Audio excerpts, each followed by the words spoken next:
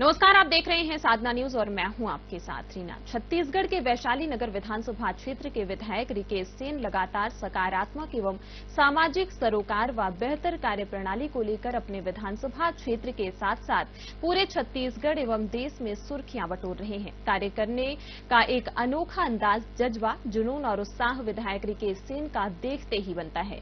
पूरे देश में इकलौते ऐसे विधायक हैं रिकेश सेन, जिनके 100 से अधिक कार्य करने वाले प्रतिनिधि हैं और आगे 1100 विधायक प्रतिनिधि बनाने का लक्ष्य उन्होंने लिया है, जिससे सरकार की योजनाओं को हर एक अंतिम वर्ग के लोगों तक पहुंचा सके, जिससे वैशाली नगर विधानसभा क्षेत्र समृद्ध एवं खुशहाल वैशाली नगर विधानसभा के रूप में उभर सके। विधायक रिकेश सेन का कहना है कि देश के यशस्वी प्रधानमंत्री माननीय नरेंद्र मोदी के नेतृत्व में विकसित भारत समृद्ध छत्तीसगढ़ का संकल्प पूरा हो रहा है, जहां छत्तीसगढ़ में भाजपा की साय सरकार गारंटियों को पूरा कर रही है, जिसमें महिलाएं, किसान, मजदूर, युवा एवं सर्वहारा वर्ग के लिए लगातार अपनी गारंटियों को पूरी कर रहे हैं, जिससे छत्तीसगढ़ तेजी से समृद्धि छत्तीसगढ़ के रूप में आगे बढ़ रहा है। और इन तमाम मुद्दों पर दुर्ग संभाग ब्यूरो ललित साहू ने वैशाली नगर के भाजपा विधायक रिकेश सेन से खास बातचीत की है। देखिए ये खास रिपोर्ट। लगातार भाजपा की सरकार इन 6 माहों का सफर पूर्ण किए हैं। 6 महीने मात्र सरकार को हुई है, भाजपा सरकार को, और माननीय मुख्यमंत्री जी ने लगातार मोदी जी की गारंटियों को पूरा किया है। कहीं न कहीं महतारी वंदन योजना महिलाओं के लिए स्वावलंबी और आत्मनिर्भरता का कारण बना। इस 6 महीने में महिलाओं के लिए ही नहीं, बल्कि किसानों के लिए, मजदूरों के लिए, छात्रों के लिए, सभी लोगों वर्गों के लिए काम करना हमने प्रारंभ किया है। पूरे देश भर में छत्तीसगढ़ में ही एक जो है किसानों के धान को 3100 रुपया में एक साथ एक मुश्त खरीदा जाता है, इसीलिए धान का कटोरा कहा जाता है और छत्तीसगढ़ एक मॉडल के रूप में पूरे देश में जाना जाता है। आपके विधानसभा क्षेत्र में लगभग 100 से अधिक विधायक प्रतिनिधि बनाए हैं। मान लीजिए हम आपको समाज से एक प्रतिनिधि चुन लेते हैं, विधायक प्रतिनिधि, वो समाज भी सीधा हमसे जुड़ जाता है। पूरे भारतवर्ष में और छत्तीसगढ़ में केवल आप इकलौते विधायक हैं जिनके 100 से अधिक विधायक प्रतिनिधि हैं। बिल्कुल, ये लक्ष्य 1100 का है। 1100 से अधिक विधायक प्रतिनिधि बनाए जाएंगे और सभी मैं चाहता हूं मेरे विधानसभा में रहने वाला हर व्यक्ति विधायक। कि आप विधायक रहते भी कैबिनेट मंत्री के रूप में एक ऊर्जा भरते हैं। तो आज भी मैं पार्षद के रूप में जैसे लोगों की समस्याएं सुनी जाती है, वैसे ही मैं आज भी समस्या सुनता हूँ। और आपके आने के बाद लगातार अधिकारियों में और प्रशासनिक कसावट में काफी आपने हुंकार भरे हैं। देखिए, काम तो करना पड़ेगा अधिकारियों को, और जनता का काम जो नहीं करेगा उसको यहाँ से रवाना होना पड़ेगा। सीएम साहब भी आपको तारीफ कर चुके हैं आपके बारे में। जी, उनका बस आशीर्वाद बना रहे, क्योंकि उनसे कुछ सीखने को मिलता है। नमस्कार, मैं हूं ललित, साधना न्यूज संवाददाता। एक बार फिर से आप सभी दर्शकों का साधना न्यूज में बहुत स्वागत है। और आज हम राजनीतिक मुद्दों पर बेहद ही खास मेहमान से चर्चा करेंगे, और वो हमारे खास मेहमान हैं वैशाली नगर विधानसभा के भाजपा विधायक, युवा विधायक और ऊर्जावान विधायक भी कह सकते हैं, क्योंकि अपने विधानसभा के साथ साथ अलग अलग प्रदेश के अलग अलग जगहों पे वो सकारात्मक कार्यों को करते हैं और सुर्खियों पर बने रहते हैं। और लगातार वो सामाजिक सरोकार को लेकर अगर बात की जाए या तमाम अलग अलग मुद्दों पर वो हमेशा एक्टिव नजर आते हैं और एक्शन मोड पे भी रहते हैं। अगर हम बात करें छत्तीसगढ़ में सुर्खियों की, तो अभिषेक पल्लव आईपीएस अधिकारी के बाद कोई सुर्खियों पे बने रहते हैं तो हमारे विधायक रिकेश सेन वैशाली नगर छाए रहते हैं।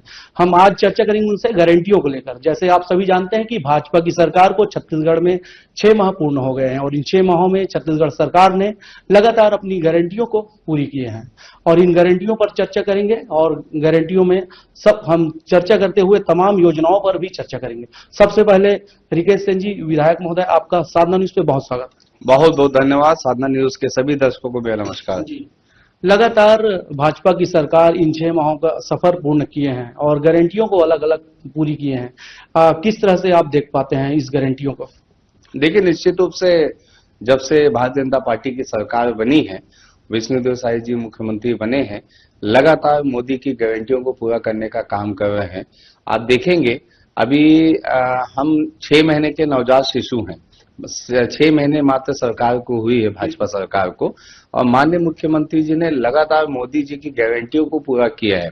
चाहे वो महतारी वंदन योजना की बात हो, चाहे वो किसानों को बोनस देने की बात हो, कई ऐसे मुद्दे हैं जिसपे विष्णुदेव साय जी ने लगातार काम किया है और सभी बिंदुओं पे मोदी जी की गारंटी को पूरा कर रहे हैं। और छत्तीसगढ़ शासन में जिस प्रकार से लोग इस बात को महसूस कर रहे हैं कि पिछली जो सरकार थी, अराजकता वाली सरकार थी, और कहीं ना कहीं लोगों को बहुत सारी परेशानियों की, बहुत छोटे छोटे विषयों को लेकर परेशान होना पड़ता था, किसी की गंभीरता नहीं थी सरकार चलाने को लेके, तो वो सारी चीजें जो है विष्णुदेव साय की सरकार में अब ये देखने को मिल रहा है कि लोग सुकून से जी रहे हैं और सारे काम लोगों के हो रहे हैं। विकास कार्य, डेवलपमेंट का काम हो रहा है, अलग अलग क्षेत्रों में पंचायत से लेके नगरीय निकाय तक लेके ऊर्जा से लेके सारे विभागों में तेजी से काम चालू हुआ है। जी, कहीं न कहीं महतारी वंदन योजना महिलाओं के लिए समृद्धि, स्वावलंबी और आत्मनिर्भरता का कारण बना। हाँ, बिल्कुल बना। और देखिए, आप देखेंगे इस 6 महीने में महिलाओं के लिए ही नहीं बल्कि किसानों के लिए, मजदूरों के लिए, छात्रों के लिए, सभी लोगों वर्गों के लिए काम करना हमने प्रारंभ किया है। छत्तीसगढ़ में हमारे जो बच्चे हैं जो आईटी सेक्टर में दूसरे राज्यों में काम करने जाते हैं, वो यही छत्तीसगढ़ में काम करें, उसके लिए आईटी हब की तैयारी चल रही है। हमारे यहाँ माननीय यूपी चौधरी जी ने एक बड़ा वो लाया है कि रजिस्ट्री के लिए लोगों को सुबह से शाम तक घर जाना, वहां जाना पड़ता है तहसील ऑफिस, और सुबह से शाम हो जाता है। अब घर बैठे रजिस्ट्री हो सकती है, उसकी वो किया गया है। ऐसे बहुत सारे, और इसके अलावा जो भ्रष्टाचारी जो लोग थे पिछले शासनकाल के, उनको जेल के पीछे डालने का भी काम हमारी सरकार कर रही है। तो ऐसे लोगों का चेहरा बेनकाब हो रहा है। तो लगातार विष्णुदेव साय की सरकार जो है निश्चित रूप से लगातार अच्छा काम कर रही है। जी, विधायक जी, जिस तरह से आप किसानों के धान खरीदी को लेकर बात कर रहे थे, कहीं ना कहीं हमें लगता है कि पूरे देश भर में छत्तीसगढ़ में ही एक जो है किसानों के धान को 3100 रुपया में एक साथ एक मुश्त खरीदा जाता है, और वो भी जो है 3100 रुपए में, और 21 कुंटल भी खरीदा जाता है। जी जी, बिल्कुल, ये आपका बात एकदम सत्य है। और ये इसीलिए धान का कटोरा कहा जाता है, और छत्तीसगढ़ एक मॉडल के रूप में पूरे देश में जाना जाता है। और विशेष तौर पे जो किसानों को जो फोकस कर रही है हमारी सरकार, देखिए केंद्र सरकार भी किसान सम्मान निधि के माध्यम से, हमारी सरकार किसानों के लिए कई अलग योजनाएं ला रही है। तो ये इससे साबित होता है कि एक छत्तीसगढ़ एक मॉडल के रूप में किसानों के सामने है पूरे देश भर के। और हमेशा जब भी बात आई है किसानों के हित में बात करने की, तो नरेंद्र मोदी जी ने छत्तीसगढ़ किसानों की विशेष तारीफ की है, और यहाँ की सरकार की योजना का लाभ जो सीधा मिल रहा है किसानों को, उसकी हमेशा प्रशंसा की है। भाजपा ग्रेडर सिस्टम को फॉलो करता है, और आप भी ग्रेडर सिस्टम के माध्यम से आपके विधानसभा क्षेत्र में लगभग 100 से अधिक विधायक प्रतिनिधि बनाए हैं। क्या लगता है आपको, विधायक प्रतिनिधि बनाने से कितना जो है पार्टी में मजबूती आएगी, विधानसभा क्षेत्र में जो आपके कार्यकर्ता मजबूत हो? देखिए, जो विधायक प्रतिनिधि बनाने से आपके हैंड मजबूत होते हैं। 100 से ज्यादा समाज है जो मेरे विधानसभा क्षेत्र में रहते हैं। वो समाज जब किसी लीडर के पास जाते हैं, अपने नेता के पास जाते हैं, विधायक के पास जाते हैं, तो वो समाज आता उठ के, और वो सामाजिक रूप से आवेदन देता है, ज्ञापन सौंपता है कि हमें एक सामाजिक भवन की आवश्यकता है, हमें जमीन की आवश्यकता है समाज के लिए, समाज के बच्चों को सम्मानित करने की आवश्यकता है, अंतिम पंक्ति में बैठे हुए व्यक्ति को आर्थिक रूप से, मेडिकल के रूप में उनको मदद करने की आवश्यकता है, तो वो समाज उठ के आता है। तो हमने ये कहा कि एक काम कीजिए, हम आपको समाज से एक प्रतिनिधि चुन लेते हैं, विधायक प्रतिनिधि। वो समाज भी सीधा हमसे जुड़ जाता है, हमारी विचारधारा से भी जुड़ जाता है, और साथ में उस समाज की जो भी समस्या रहती है, तो कोई भीड़ को विधायक के पास आने की आवश्यकता नहीं है। वो समाज के व्यक्ति अपने विधायक प्रतिनिधि को बता देते हैं, विधायक प्रतिनिधि विधायक तक पहुंच जाते हैं। तो ऐसे ही वार्डों में भी विधायक प्रतिनिधि नियुक्त किए हैं, क्योंकि एक विधायक कितने बार 5 साल में सभी वार्डों को टच कर पाता है, सभी बूथों को टच कर पाता है। लेकिन विधायक प्रतिनिधि के माध्यम से हम जितने कार्यक्रम करते हैं, चाहे वो स्वास्थ्य शिविर लगाते हैं, चाहे वो रोजगार मेला लगाते हैं, चाहे वो प्रधानमंत्री की योजनाओं को जन जन तक पहुंचाने की बात हो, तो उन विधायक प्रतिनिधियों के माध्यम से हम उन योजनाओं को पहुंचा पाते हैं। तो इसलिए एक बहुत हैंड, मजबूत हैंड है, और एक कहीं ना कहीं उनका राजनीतिक विकास भी होता है। वो एक सीधा सक्रिय राजनीति में जुड़ जाते हैं। और वो कहीं ना कहीं भाजपा की विचारधारा से भी जुड़ते हैं विधायक प्रतिनिधि बनने के बाद, और वो देश सेवा और राष्ट्र सेवा के लिए काम करते हैं। जी, मुझे ऐसा लगता है कि पूरे भारतवर्ष में और छत्तीसगढ़ में केवल आप इकलौते विधायक हैं जिनके 100 से अधिक विधायक प्रतिनिधि हैं। बिल्कुल, ये लक्ष्य 1100 का है। 1100 से अधिक विधायक प्रतिनिधि बनाए जाएंगे, और सभी मैं चाहता हूं मेरे विधानसभा में रहने वाला हर व्यक्ति विधायक है। अब वो विधायक प्रतिनिधि के नाते मुझसे सारी समस्याओं को बता सकते हैं। एक मिसाल बनाना है, डेवलपमेंट करना है। सड़क और नाली तो हर कोई बनाता है, वो हर जनप्रतिनिधि की जवाबदारी होती है, लेकिन उससे अलग हट के काम करने की आवश्यकता है। प्रतिदिन बूथ के हर मकानों से मैं कैसे जुड़ूं, प्रतिदिन मैं समाज के हर व्यक्ति से मैं कैसे बात करूं, कैसे मैं बच्चों तक जो शिक्षा ग्रहण करना चाहते हैं, जो खेल कूद में आगे बढ़ना चाहते हैं, उनके लिए मैं कैसे उनको मदद पहुंचाऊं, इसके लिए विधायक प्रतिनिधि सुनिश्चित करना बहुत आवश्यक है। क्योंकि कई ऐसी बातें हैं जो आपके संज्ञान में नहीं आता है। सुबह से मेरा रूटीन ऐसा रहता है कि हम सुबह जो 5 बजे उठते हैं, घर के नित्य क्रम से लेके सारे जो एक्सरसाइज से लेके जब हम ऑफिस आते हैं 8 बजे, तो 8 बजे से लेकर रात के 2 बजे तक लोगों की समस्याएं रहती है। और आप यकीन नहीं करेंगे, मैं विधायक हूं वैशाली नगर का, लेकिन अलग अलग विधानसभा क्षेत्रों से लोगों की समस्या आ रही है, और वो बहुत छोटी छोटी समस्याएं रहती है। मैं कोई प्रदेश का नेता नहीं हूं, अपने विधानसभा का हूं, लेकिन मेरे दरवाजे जो आता है उसके लिए मैं अधिकारियों को फोन अवश्य करता हूं, और तत्काल उनके लिए बड़ी समस्या रहती है और मेरे लिए 2 मिनट में काम हो जाता है। तो ऐसे बहुत सारी चीजें हैं, जो जिम्मेदारियां हैं, वो विधायक प्रतिनिधियों के माध्यम से हमको पता चल पाता है कि यहाँ फलाने की डेथ हो गई है, या उनके घर में बच्चे का जन्म हुआ है, या उनके घर में शादी होने वाली है, तो हम बधाई देने या किसी के यहाँ शोक में शामिल हो जाते हैं। तो ऐसे विधायक प्रतिनिधियों के माध्यम से हमको मिलते हैं, जानकारी मिलती है। इसीलिए चर्चा भी होती है कि आप विधायक रहते भी कैबिनेट मंत्री के रूप में एक ऊर्जा भरते हैं। नहीं, ये तो वो होगी, आप लोग का प्यार है। लेकिन मैं क्योंकि पार्षद हूँ, अभी वर्तमान में पार्षद भी हूँ, मैंने इस्तीफा नहीं दिया है।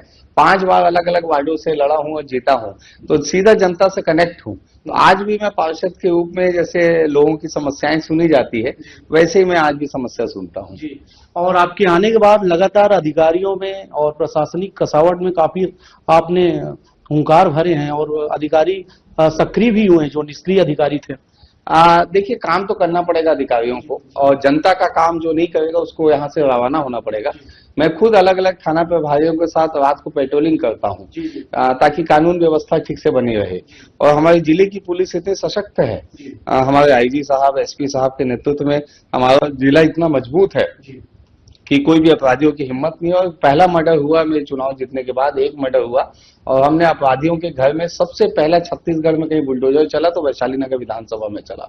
तो यहाँ पे अपराधियों को छोड़ा नहीं जाता है, उसको पूरा बर्बाद कर दिया जाता है, और उसकी जो वो है जीवन है, वो सलाखों के पीछे बीतता है। तो इतना मजबूती से हम काम कर रहे हैं।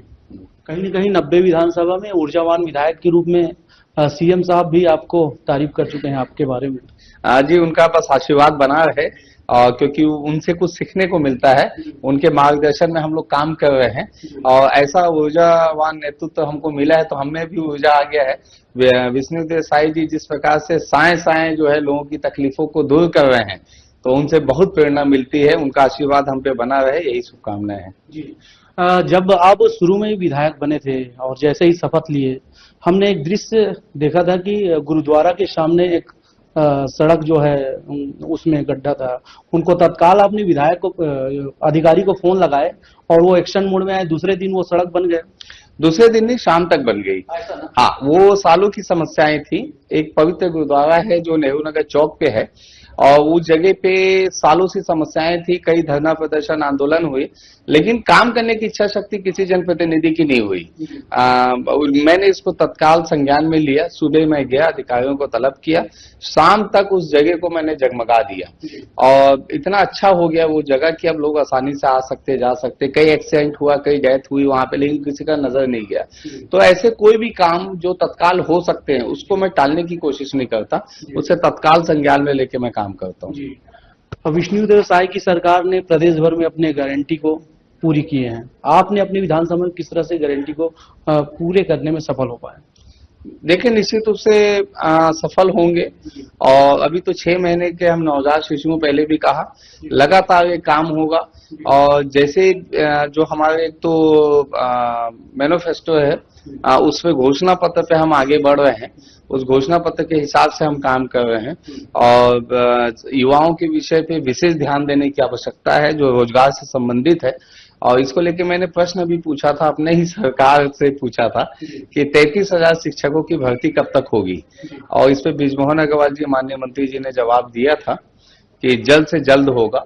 तो फोकस हमारा यही है कि लोगों को रोजगार अधिक से अधिक मिले, माताओं के लिए, बहनों के लिए अच्छा काम हो, किसानों के लिए अच्छा काम हो। और इसलिए विधानसभा के जो बड़े नेता हैं उनमें पहले से ही भय रहता है कि क्या क्वेश्चन ये करेगा। आप क्वेश्चन नहीं करते, उसके पहले ही समाधान हो जाता है, ऐसा सूत्रों से पता चला। हाँ, बस यही है कि पता नहीं ऊपर वाले की क्या शक्ति है कि मेरे माध्यम से मैंने जैसे प्रश्न उठाए थे, जो कि रेत फ्री होना चाहिए 18 लाख परिवार को, जो प्रधानमंत्री आवास योजना बना रहे हैं। माननीय विधानसभा अध्यक्ष जी ने तत्काल आसंदी आदेशित किया वित्त मंत्री जी को कि 18 लाख परिवार को जो है रेत ही फ्री मिलना चाहिए। माननीय विधायक जी के प्रश्न पे ये है। और जो रेत पे जो जगह जगह पे माफिया घूम रहे हैं, उस पर रोक लगनी चाहिए। तो दोनों काम विधानसभा से पूर्ण हुए हैं।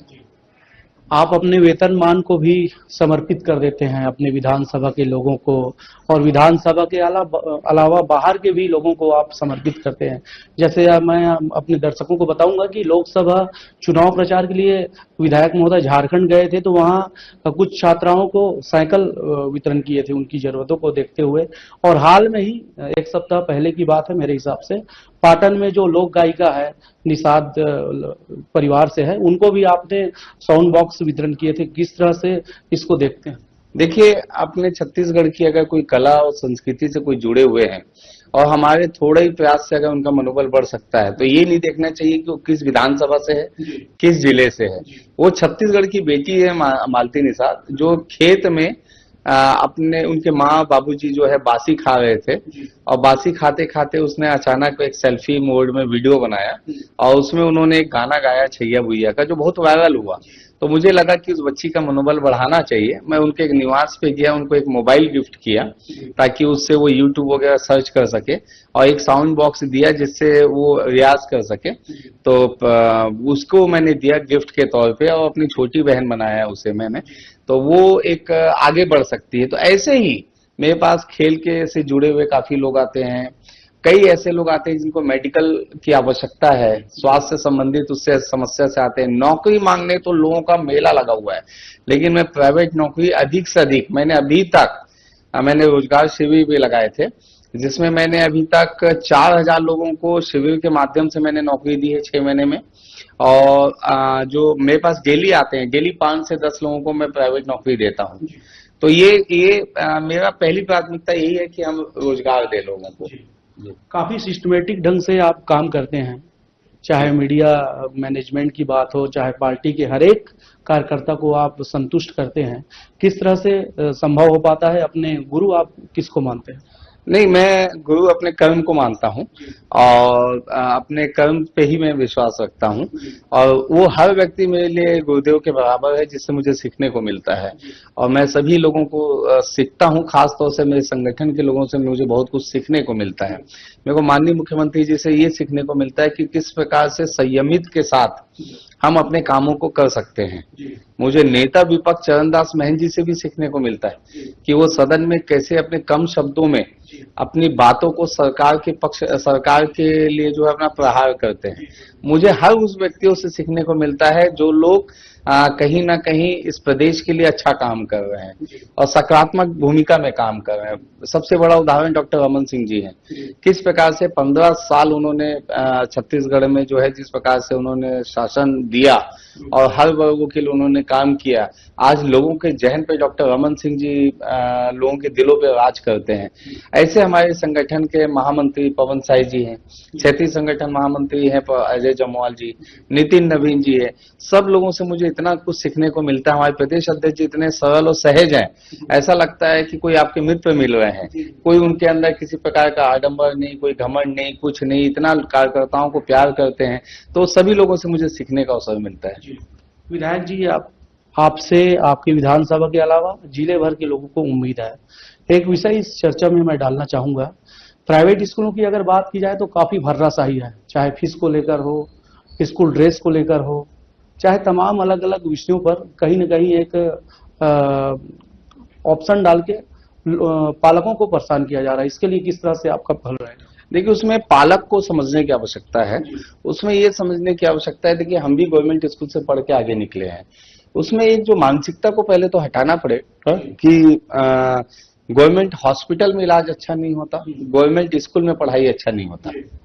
और मुझे इस बात को कहने में कोई अतिशयोक्ति नहीं है कि शिक्षा और स्वास्थ्य आज के समय में व्यवसायीकरण की ओर आगे बढ़ रहा है और इसको रोकने की आवश्यकता है। आप देखेंगे, हमारे पास आप कभी सुबह से शाम तक आइए, लोग इंग्लिश मीडियम स्कूल गवर्नमेंट जो संचालित कर रही है उस पे लोग जो है किस प्रकार से अपने एडमिशन कराने के लिए लोगों की लाइन लगी हुई। अब एक बदलाव आ रहा है, फिर से हम बीएसपी स्कूल कैसे चालू हो उसकी ओर लगे हैं, कैसे गवर्नमेंट स्कूल और आगे बढ़े, कैसे इंग्लिश मीडियम की ओर आगे बढ़े उसके लिए लगे हुए हैं।